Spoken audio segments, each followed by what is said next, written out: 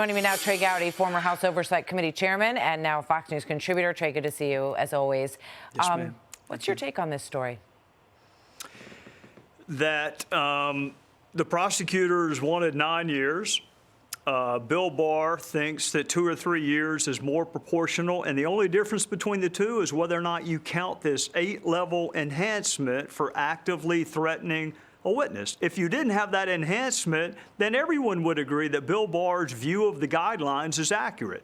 So the judge is going to decide whether or not that enhancement is appropriate, supported by the facts. Martha, this was a trial. She presided over the trial. She listened to the witnesses. She's uniquely well positioned to decide whether or not that enhancement should be in play. But the notion, I mean, prosecutors don't sentence people.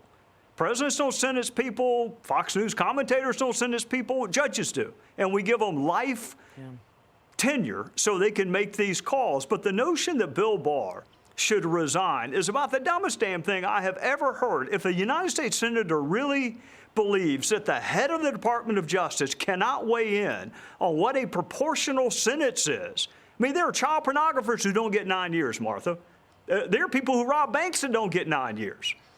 So let the judge decide. I think 2 or 3 years is about right. All right. So, I mean, that process, you know, should take place, right? This was a recommendation, and then there was input in terms of what is appropriate given by the head of the Department of Justice. But then the president sent out that tweet, which has sent a lot of people into an uproar in terms of believing that he's trying to manipulate the situation. He said he isn't. The Department of Justice says he isn't. But, you know, as Lindsey Graham, who's very supportive of the president, said, he shouldn't have done it. What do you say?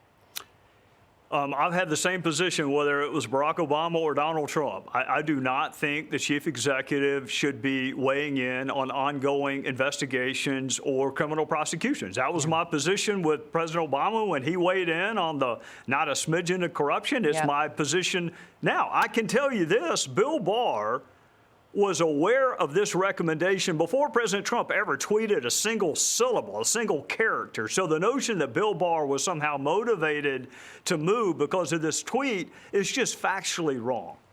You know, I mean, people have raised the comparison of Loretta Lynch talking to Bill Clinton on the tarmac, and conservatives were outraged by that, saw that as, you know, sort of inserting himself in a place where he should not be. So talk to me, you know, about that comparison. Do you think, because this is what's happening. So now you've got Democrats saying, no, we're going to start a whole new investigation. And I think we all knew that as soon as the Ukraine situation was behind the country, that there would be something else. Is this likely to turn into something else that's sizable?